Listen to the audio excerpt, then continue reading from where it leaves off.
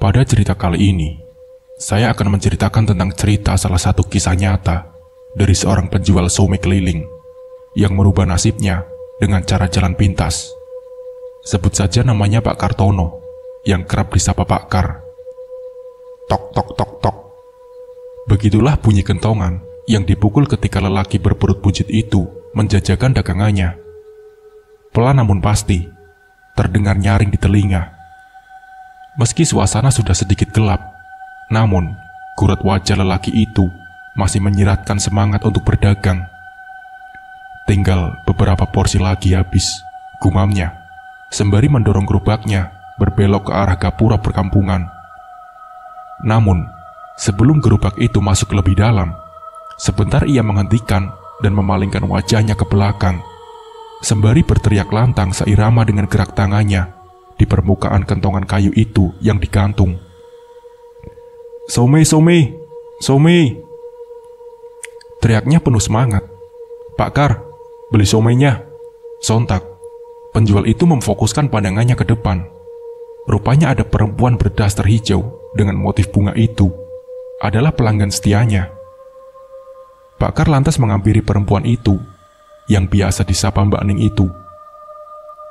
"Somai 3 porsi ya Pak, seperti biasa," pinta Mbak Ning. Sudah 10 tahun lamanya Pak Kartono berdagang siomay keliling. Ia dan sang istri memberanikan diri mengadu nasib di kota. Mencari nafkah jauh-jauh dari desa, hanya berbekal ilmu membuat siomay yang ia pelajari di kampung halamannya. Meski telah bekerja tak kenal lelah, hidup mereka masih saja tak berubah. Mereka berdua tinggal di rumah kontrakan yang sangat kecil. Namun kontrakan itu menjadi saksi bisu perjuangan keduanya dalam melawan ganasnya roda kehidupan. Dan di sanalah mereka bernaung dan merebahkan segala lelah yang melanda seusai lelah bekerja keras seharian. Setiap pukul 03.00 dini hari, Pak Kartono beserta istrinya selalu rutin ke pasar untuk membeli bahan-bahan dasar somai yang akan mereka olah sebelum akhirnya Pak Kar jajakan. Tepat pukul 06.00 pagi, Pak Kar sudah siap untuk menjajakan dagangannya berkeliling kampung. "Ini Mbak, siomainya," ucap Pak Kartono. "Terima kasih ya Pak," sahut Mbak Ning, seraya menyodorkan beberapa lembar uang 10 ribuan. "Alhamdulillah," desisnya pelan. Pak Kartono pun kembali menata beberapa piring dan berniat segera beranjak. Namun, seorang pria bertubuh buncit segera menghentikan langkahnya. "Pak, siomay 1 ya, makan di sini saja," lontarnya. "Baik Mas, ditunggu dulu ya," kata Pak Kar. Pak Kar lantas menurunkan sebuah bangku plastik dari atas gerobaknya dan mempersilahkan pria itu duduk. Tak membutuhkan waktu yang lama untuk menyediakan sepiring siomay dengan bumbu kacang yang sangat menggoda. Sebab ini memang telah menjadi keahliannya. "Silakan Mas, ini siomaynya," kata Pak Kar. Terima kasih ya Pak." Pak Kar yang nampak melihat sekeliling, sesekali matanya mengamati pelanggan yang sedang menikmati siomay yang ia buat. Tak berselang lama, lelaki bertubuh buncit itu berceleduk. "Enak ya Pak siomaynya?" Pak Kar pun tersenyum kecil. Ada sedikit kebanggaan dalam hatinya. "Terima kasih Mas," sautnya pelan. Selama hampir 15 menit, Pak Kar menunggu pelanggan itu selesai menyantap siomay buatannya. Seusai menerima uang, Pak Kar segera membereskan piring dan mengembalikan kursi pada tempat semula. Ia lantas kembali mendorong gerobaknya berkeliling menyusuri jalan. "Besok lewat lagi ya Pak," teriak pria berbadan buncit itu yang merupakan rekan baik Mbak Ning. Pak Kar lantas mengacungkan jempolnya ke atas. Meski memiliki beberapa pelanggan tetap, hasil jualan Pak Kar masih begitu kurang untuk memenuhi kebutuhan sehari-hari. Selama hampir 10 tahun hidup di kota, nyatanya ia masih saja melarat. Ditambah lagi, ia dan istrinya belum juga memiliki momongan, seolah menambah beban dalam hidupnya. Namun mereka tak lantas menyerah. Keduanya berusaha keras agar momongan itu hadir di tengah-tengah mereka. Akan tetapi, sekeras apapun upaya manusia, tetaplah Tuhan yang menentukan. Beberapa saat berjalan, Pak Kar memfokuskan pandangannya beberapa meter ke depan, di mana sebuah pos kampling nampak begitu ramai. Pak Kar pun mempercepat laju langkahnya, berharap salah satu dari kumpulan pria parubaya itu bersedia membeli dagangannya. "Siomay, Pak," ucapnya sembari menyunggingkan senyum ringan. Namun tak ada satupun yang bersedia membeli dagangannya. Hingga Pak Kar memutuskan untuk kembali mendorong gerobaknya. Selama hampir 30 menit Pak Kar berkeliling, ia membelokkan gerobaknya memasuki sebuah jalan yang gelap mengarah ke jalan raya. Astagfirullahaladzim. Pak Kar pun terkejut bukan kepalang saat sebuah truk melaju begitu cepat, sebelum akhirnya terdengar suara benturan keras yang memekakan telinga. Pak Kar bergegas berlari ke depan demi dapat melihat peristiwa naas itu lebih dekat. Pak Kar pun kembali terkejut saat bola matanya melihat secara langsung truk berwarna merah itu nampak ringsek di bagian depan karena menabrak beton pembatas. Seusai mengamati mobil itu secara seksama, rasanya Pak Kar merasa begitu familiar. Ia lantas memberanikan diri melihat ke dalam melalui kaca samping kemudi, di mana seorang lelaki berbaju hitam nampak tertunduk di atas kemudi. Pak Kar berusaha mengguncang bahu lelaki itu secara perlahan. Namun upayanya sia-sia. Pak Kar lantas menarik bahu lelaki itu hingga membuatnya bersandar di bahu kursi. "Pak Yanto," pekiknya terkejut. Beberapa orang yang juga melihat peristiwa naas itu segera berkerumun mengelilingi truk itu. Bahu-membahu mereka mengeluarkan tubuh Pak Yanto yang sedikit terjepit.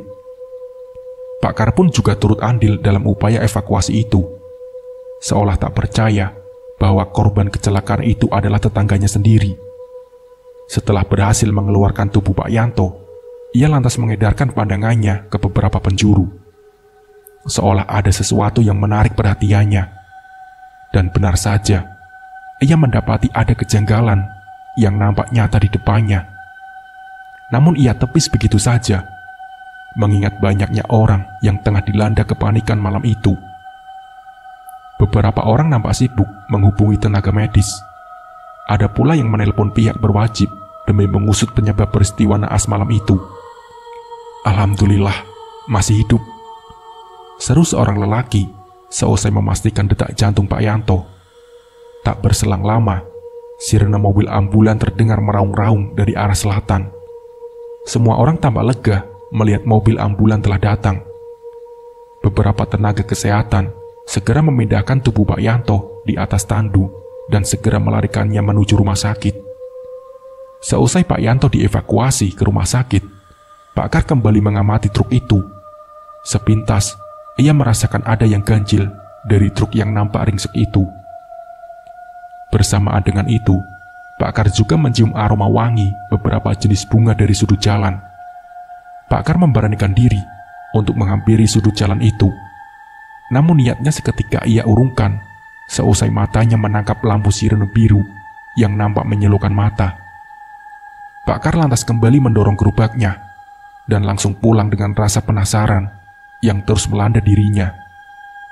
Di tengah jalan menuju rumah, seketika terpikir dalam hatinya untuk mendalami sebuah ilmu hitam. Entah dari mana niat kotor itu muncul dalam benaknya. Mengingat nasibnya yang tak kunjung berubah, membuat Pak Kar bertekad untuk mengambil jalan pintas. Pasalnya, di desa tempatnya tinggal dahulu, ilmu hitam adalah hal yang lumrah. Bahkan, hal klinik sudah menjadi makanan sehari-hari bagi penduduk desanya. Hati dan pikirannya telah terasuki, dikuasai oleh niatan untuk mendalami ilmu hitam. Bahkan, tanpa memikirkan sedikit pun akibat dari perbuatannya kelak. Hidup yang terus dirundung kemiskinan, Pak Kar diam-diam mencari jalan pintas. Ia akhirnya memilih untuk mempelajari ilmu hitam. Ia pun baru ingat beberapa hari yang lalu, tepatnya saat mengobrol dengan seseorang di sebuah warung kopi. Seseorang itu teman karibnya yang sama-sama dari kampung. Sebut saja namanya Herman. Si Herman menyarankan agar Pak Kar melakukan pesugihan agar dagangannya ini laris manis. Dan Herman pun menyebutkan salah satu desa, yang di mana desa itu tempat istrinya dulu tinggal sebelum menikah dengannya. Pak Kar berpikir sejenak, apakah dia akan mengambil jalan itu atau tidak sama sekali. Ia yang tengah duduk di kursi tamu berwarna coklat memudar, sambil menghiraukan rokok yang kini sudah mulai terbakar habis, tak menyadari jika di belakangnya ada sosok wanita yang tengah terdiam memperhatikan penuh rasa heran akan sikapnya. Mas Kar, kenapa? Kok ngelamun? Tanya seorang wanita yang tak lain istri dari Pak Kar, kala tak tahan lagi dengan rasa penasaran melihat sikap suaminya. Pak Kar tergeletak kaget mendengar suara istrinya yang kini sudah berdiri tepat di belakang sambil menyentuh bahunya, membuyarkan lamunannya. Namun tak berselang lama, raut wajah Pak Kar terlihat memancar, bahkan lebih terlihat jelas saat dirinya ingin membicarakan sesuatu hal dengan istrinya. Entah berapa lama, istrinya ini terhanyut oleh penjelasan dari suaminya tentang pesugihan yang akan ia lakukan. Awalnya istrinya ini langsung menolak dengan tegas, namun sesaat kemudian ia mengiyakan setelah Pak Kar memberitahu jika kedepannya mereka akan hidup bergelimang harta.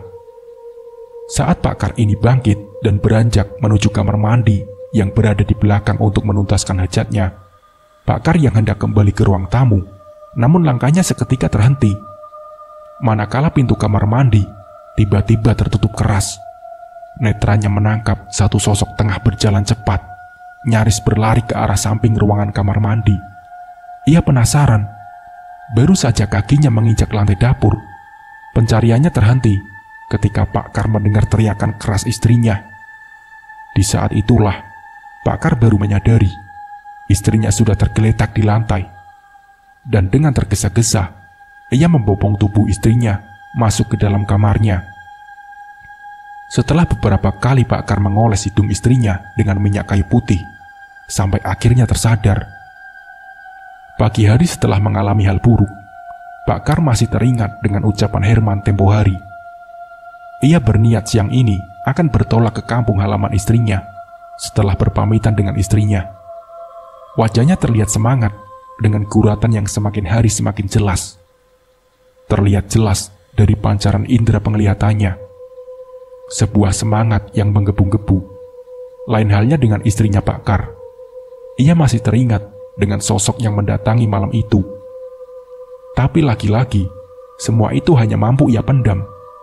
Berat baginya untuk mengatakan kepada sang suami atas apa yang telah dirinya alami semalam. Dengan seizin sang istri, Pak Kar akhirnya memesan tiket kereta untuk tujuan kota Gudeg untuk menemui salah satu kerabatnya yang akan menemaninya.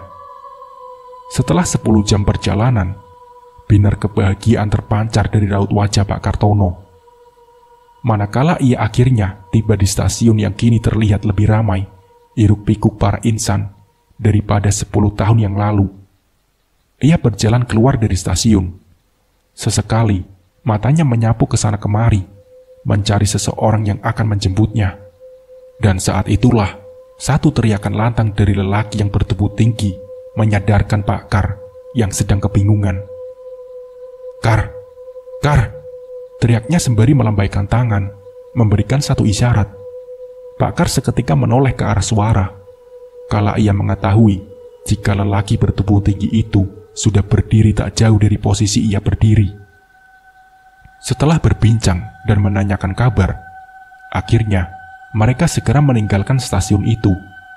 1 jam perjalanan, mereka berhenti sejenak di sebuah warung kopi pinggir jalan, menikmati suasana pedesaan yang sudah mulai berkembang. Meski rembulan sudah menunjukkan wajahnya, namun tak membuat Pak Kar mengendurkan semangatnya. Beberapa saat kemudian, setelah ia menghabiskan beberapa teguk kopi miliknya, seketika teringat dengan istrinya. Di lain tempat, sepi dan dingin itulah yang dirasakan Siti, istri Pak Kar. Malam itu, ia berniat untuk mengunjungi tetangga dekatnya untuk mencari teman berbincang. Namun saat langkah pertama Siti keluar, ia dibuat tercengang manakala tepat di hadapannya, ia melihat satu sosok yang sangat ia kenal. Siti mencoba untuk memastikan apakah ia sedang berhalusinasi atau memang nyata. "Mas Kartono?" tanya Siti penuh selidik. "Kok balik, Mas? Gak jadi toh?" kata istrinya. Namun sosok yang mirip dengan suaminya itu hanya terdiam sembari berjalan masuk melewatinya. Siti mulanya sedikit curiga. Namun setelah yakin jika itu Kartono suaminya, Siti menutup pintu. Ia segera bergegas melangkah menuju dapur. Jari-jari tangannya langsung menakar gula serta bubuk kopi ke dalam gelas. Akan tetapi, sebelum ia menuangkan air panas pada gelas, Siti sedikit terjingkat kaget kala satu siutan angin lembut dan dingin menerpa di balik telinganya. Jantung Siti mulai terasa berdegup kencang, dibarengi desiran darah yang mengalir lebih deras ketika dengan perlahan sosok suaminya mendekatinya. Padahal, ia dan suaminya sudah hidup bersama beberapa tahun, meski belum dikaruniai keturunan. Tak pernah ia merasakan hal seperti itu lagi setelah menikah. Namun malam itu, entah mengapa, ia merasakan hal lain saat berada tepat di hadapan sosok suaminya. Siti mencium bau aneh saat dipeluk suaminya, seperti ubi bakar. Sebentar kemudian, tubuh Siti terasa kaku ketika dengan pelan tangan suaminya memeluknya. Tak lama, Siti benar-benar merasakan hal aneh. Tidak biasanya suaminya sangat agresif. Namun, semua itu hanya mampu Siti ucap dalam hati. Tanpa ia sadari, tubuhnya sudah terdorong masuk ke dalam kamar bersama tubuh dingin sosok suaminya. Di esok harinya, Siti terbangun tanpa sehelai menutupi tubuhnya. Dengan kondisi yang masih lemas, pandangannya nanar menatap atap. Saat matanya menyapu ruangan, tak didapati sosok suaminya, membuat dirinya meyakini bahwa sosok yang telah menggaulinya semalam bukanlah Kartono. Entah beberapa kali Siti merasakan kenikmatan. Yang ia rasakan saat itu, seluruh tubuhnya terasa nyeri dan ngilu. Kekuatan suaminya malam itu terasa sangat berbeda dengan biasanya. Beberapa pertanyaan sudah Siti siapkan untuk suaminya. Namun, setelah mencari di setiap ruangan, ia tak mendapati suaminya berada. Siti terkejut setelah mendapati pesan dari handphonenya. Pesan dari suaminya yang mengabari jika malam itu ia sudah sampai di kota Gudeg. Seketika, Siti terduduk dalam diam, meratapi kejadian beberapa jam yang lalu menimpanya. Pikirannya kalut, memikirkan hal selanjutnya yang akan terjadi. Dengan perasaan yang campur aduk, Siti bergegas menekan tombol pada layar handphonenya. Ia menelpon suaminya untuk menceritakan kejadian beberapa jam yang lalu. Alih-alih memberi kenyamanan, justru Pak Kartono menganggap jika istrinya ini hanya bermimpi atau berhalusinasi. Siti yang mendengar kalimat itu sedikit emosi karena apa yang ia alami semalam memang nyata. Namun beberapa menit kemudian setelah Siti terdiam, emosinya berangsur meredup kala suaminya ini memberikan kabar baik untuk kehidupan mereka. Dirasa sudah cukup, mereka akhirnya melanjutkan perjalanan yang tertunda. 30 menit sudah berlalu dengan lelaki gondrong yang menjadi driver motor miliknya, juga sebagai penunjuk jalan, masih terus memacu dan mengarah ke ujung timur kota Jogja. Sebuah keberanian yang luar biasa. Dua orang yang hampir berusia senja, yang rela menempuh jarak jauh dan perjalanan sepi, dan terkenal akan angker. Rela melewati sela-sela hamparan sawah demi sebuah urusan duniawi yang tak berpangkal. Menembus jalan gelap, hanya cahaya dari pantulan lampu motornya sebagai penerangan jalan. Hingga akhirnya, mereka sampai pada sebuah rumah kecil, atau lebih disebut sebuah gubuk. Setelah beberapa ratus meter berjalan, mereka berhenti tepat di depan pelataran luas dengan pemandangan yang membuat mata tercengang. Setelah keberanian memenuhi benaknya, mereka memberanikan berjalan menuju tangga kayu yang mengarah ke atas, di mana terdapat sebuah pintu papan kayu berukir sebagai akses utama untuk masuk ke dalam gubuk. Sunyi dan hening, sebentar terasa menyentuh jiwa Pak Kar. Itulah yang ia rasakan saat tiba di sana. Namun dari semua itu, tak dipungkiri oleh Pak Kar bila ada ketidaknyamanan yang mulai menghinggapi. Dengan tatapan kebingungan sekaligus penasaran, Pak Kar menyapu pandangannya. Sejenak ia berdiam diri sebentar, merasakan kesunyian sejenak, sembari melihat langit-langit. Sedetik kemudian, terdengar suara pintu terbuka. "Monggo, sudah aku tunggu." Pak Kar serta saudaranya ini sedikit terperanjat kaget mendengar suara pintu terbuka.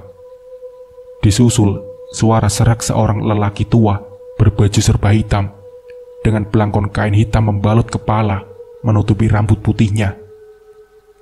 "Iya Mbah, ini saya, Kartono," sahut Pak Kar memperkenalkan diri. "Oh iya, silakan masuk," ajak lelaki tua dengan wajah datar. Tanpa menyahut dan menunggu, Pak Kar segera melangkah masuk mengikuti sosok pemilik gubuk. Sesampainya di dalam, tubuh Pak Kartono seketika merinding.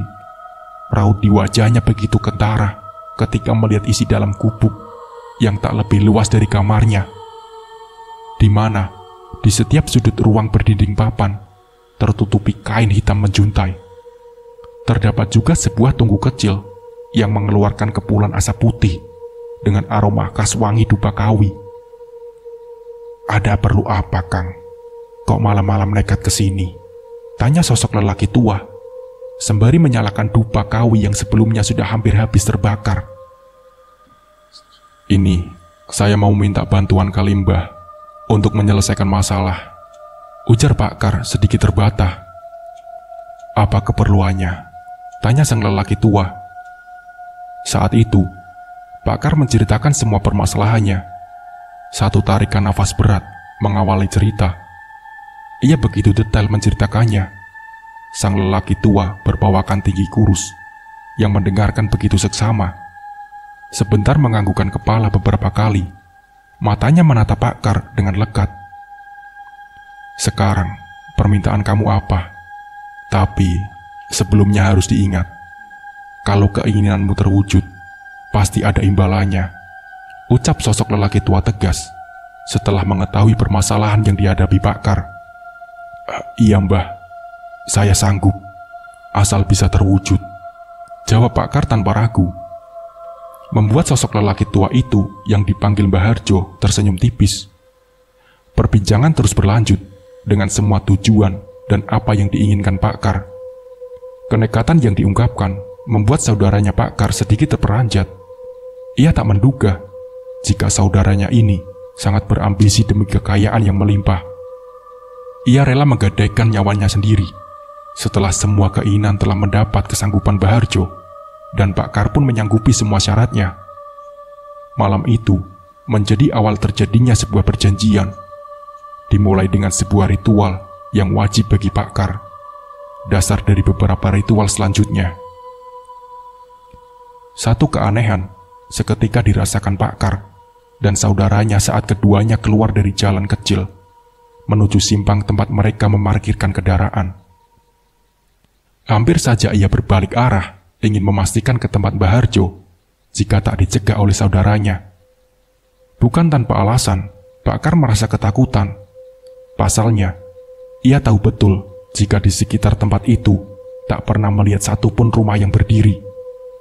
Namun kali ini, matanya jelas dan terang melihat sekeliling tempat itu telah berdiri puluhan rumah berjejer di sepanjang jalan. Tak hanya itu, ilir mudik dari beberapa sosok, layaknya sebuah perkampungan, semakin membuat Pak Kar ketakutan. Buru-buru, Pak Kar menghidupkan mesin dan segera menarik tuas gas, meninggalkan tempat yang aneh dan menakutkan baginya. Ia terus berfokus ke depan, ke jalanan yang diterangi pantulan cahaya lampu motornya.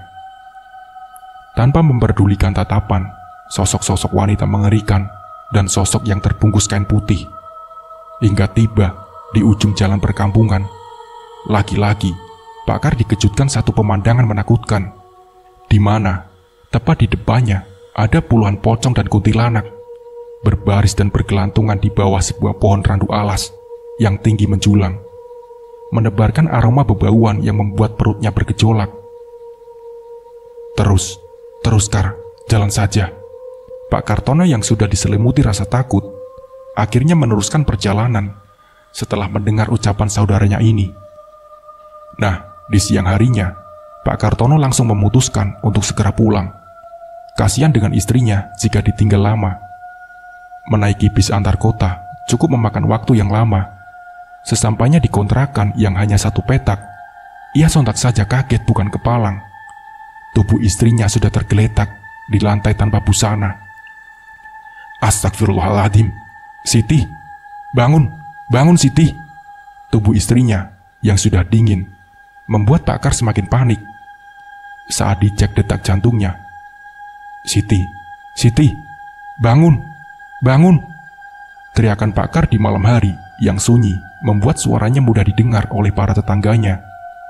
Berbondong-bondong, para warga melihat keadaan Siti yang sudah tak bernyawa lagi. Di esok harinya, jenazah Siti langsung dikebumikan. Pak Kar sendiri tidak tahu apa sebabnya istrinya meninggal. Namun singkat ceritanya, 1 minggu semenjak istrinya ini meninggal, pendapatan dari hasil berjualan somai ini meningkat drastis. Sampai 1 bulan lamanya, ia bisa membeli motor. Para tetangganya pun tak ada yang curiga dengan apa yang sebenarnya dilakukan oleh Pak Kar. Pak Kar sendiri tak lupa selalu melakukan ritual di setiap malam Jumat. Dengan berjualan somai, pundi-pundi uang pun mudah ia dapatkan, tanpa memikirkan dampak untuk kedepannya. Dari mulai hidup di kontrakan kecil, sekarang Pak Kar sudah bisa membeli rumah yang begitu besar. Tak masalah hidup sebatang kara, yang ada di pikirannya hanya yang penting aku kaya raya. Hidup berkecukupan, tanpa susah payah bekerja. Ia pun sudah tak lagi berjualan somai. Tapi Pak Kar memiliki usaha di bidang industri. Dan tak lupa juga, setiap bulannya pasti ada orang yang dijadikan tumbal. Saking banyaknya orang yang sudah ditumbalkan, para warga pun mencurigai Pak Kartono. Isu tentang pesugihan pun sudah beredar di khalayak umum. Apalagi tubuhnya Pak Kartono ini seperti orang yang tersiram air panas. Banyak bintik-bintik putih di tubuhnya. Seorang ustadz yang sering melihat Pak Kar kesana kemari, entah pergi kemanapun, mulai curiga. Dengan batinnya, ustadz itu mengetahui apa yang dilakukan oleh Pak Kar selama ini. Dan akibat dari apa yang sudah dilakukan Pak Kartono, istrinya meninggal, tubuhnya berbintik-bintik putih, serta tubuhnya kian kurus. Isu ritual pesugihan yang dilakukannya ini membuat Pak Kar khawatir akan diketahui oleh tetangganya. Nah, satu waktu, di mana malam itu malam Jumat, seharusnya Pak Kar melakukan ritual rutinnya. Namun malam itu, Pak Kar kedatangan tamu, sampai larut malam tidak beranjak pergi. Sedangkan ritual itu harus dilakukan dari jam 9 malam sampai waktu subuh. Pak Kartono sendiri sangat was-was dengan akibat yang akan diterimanya, karena sesuai perjanjian, ritual itu tidak boleh ditinggalkan 1 kali pun. Dan tak butuh waktu lama, hanya berselang 3 hari, Pak Kar didatangi oleh sosok kakek tua dengan tubuh yang sangat besar serta menyeramkan. "Kamu sudah lalai dengan ritualmu. Sebagai gantinya, kamu harus menyerahkan nyawamu," kata sosok kakek tua itu. Tangan besar dengan kuku yang panjang langsung mencengkram lehernya dengan kuat. Nafas yang tersengal-sengal, sampai akhirnya Pak Kartono tak bernafas lagi. Iblis yang tak punya toleransi, rumah mewah milik Pak Kar terbakar habis, tak tersisa dengan Pak Kartono yang ada di dalamnya. Para warga yang melihat rumah yang tadinya berdiri kokoh, sekarang sudah rata dengan tanah. Mereka hanya mengembuskan nafas dalam-dalam. Para warga pun sudah tahu kalau Pak Kartono ini pelaku pesugihan. Karena melihat bekas sesaji yang masih utuh tak terbakar sama sekali, sang ustadz yang mengetahui Pak Kar melakukan pesugihan itu pun hanya bisa terdiam.